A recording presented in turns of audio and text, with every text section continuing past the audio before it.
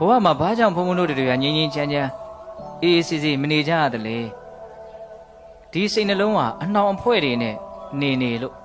ဟုတ်လားအလိုရှန္ဒာတွေမကျေနပ်မှုတွေမတိမှုတွေဒါတွေအနှောင်အဖွဲ့တွေရဲ့ခေါင်းဆောင်ကြီးတွေပဲလေတခုကိုဘုံဘုံတို့လိုချင်နေတဲ့တောင်းတနေတဲ့ဆိုရင်စိတ်ကမလွတ်လပ်တော့ဘူးလောဘနှောင်ဖွဲ့ထားတယ်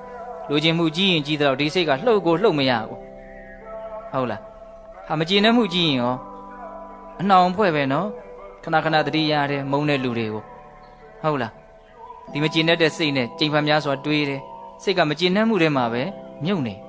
ဟုတ်လားအဲ့လိုပဲမတိမှုတိအောင်လည်းမကြိုးစားဘူးဒီလိုပဲဘုရုဘွားရနဲ့ပဲနေနေတာသူလည်းပဲပါလို့အနှောင်ဖွဲ့တစ်မျိုးပဲ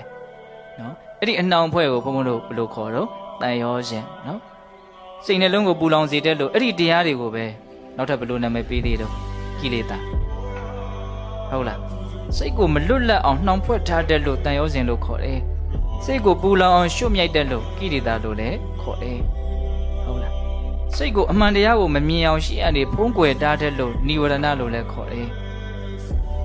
ရေလှိုင်းကြီးများလို့နော်တတ္တဝါကိုအပေလေးပုံတီရအောင်ဆွဲပြီးတော့နှစ်တက်လို့အကျိုးမဲ့ပျက်စီးခြင်းဖြင့်ပျက်စီးအောင်ဆွဲပြီးတော့နှစ်တက်လို့ဩဃလို့လည်းခေါ်တယ်အယမူးသမားတယောက်လို့သဘာဝတရားတွေရဲ့အမှန်ကိုဘာမှမသိအောင်ဖုံးကွယ်ထားတဲ့လို့လှည့်စားထားတဲ့လို့အရက်နဲ့လည်းတူတယ်တဲ့မနေ့ကအဲ့ဒါကိုပြောစရာကောင်းတာမပြောခဲ့ရဘူးဟုတ်လားမနေ့ကပဂတိအရက်ကြီးပဲပြောရင်းနဲ့အချိန်ကုန်သွားတာအာတဝအရက်ကိုမပြောခဲ့ရဘူးနော်တကယ်တမ်းကဒီကိလေသာတရားတွေကိုလည်းမြတ်စွာဘုရားအာတဝဆိုတဲ့နာမည်နဲ့မဟုတ်ဘူးလားလောဘရဲ့ဒိဋ္ဌိရဲ့မောဟရဲ့ဒီတရားသုံးမျိုးကိုမြတ်စွာဘုရားအာတဝလို့ခေါ်တာလေအာတဝဆိုတာဘာလို့အရက်မူးသမားမှအမှန်မသိတာမဟုတ်ဘူးသူကတော့အာတဝနှစ်ထပ်ကွန်းလို့ပြောနိုင်တယ်ဗောနော်ပင်ကိုအာတဝရှိနေတယ်လို့ပဂတိအရက်ကလည်းထပ်တောက်ထားတယ်ဆိုတော့သူ့ဥစားကအမှန်ကိုမြင်နိုင်ကြအကြောင်းကိုသိပြီးတော့မရှိတော့ဟုတ်လားပဂတိအရက်ကိုမတောက်မျိုးတော့လည်းပဲတတိမရှိလို့ရှိရင်အမှန်မသိလို့ရှိရင်စိတ်နှလုံးဟာအာတဝအရက်ကြောင့်မူးဝေနေအောင်ပါပဲသူကလည်းပဲအမှန်မသိနိုင်သေးဘူးเนาะအဲ့လိုနှစ်မျိုးရှိတာကိုဘုံဘုံတို့ဘာလို့မလို့နားလေရကိုယ့်ရဲ့စိတ်နှလုံးကိုငြိမ်းငြိမ်းအေးအေးနဲ့တကယ်ကိုပဲအဆင့်မြင့်တဲ့ချမ်းသာတဲ့ဘဝမှာ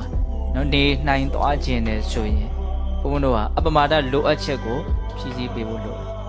အပမဒလိုအပ်ချက်ကိုဖြည့်ဆည်းမပေးနိုင်ဘူးဆိုရင်ကိုလိုလားတောင်းတတဲ့အဆင့်မြင့်တဲ့ငြိမ်းအေးတဲ့ချမ်းသာတဲ့ဘဝမှာ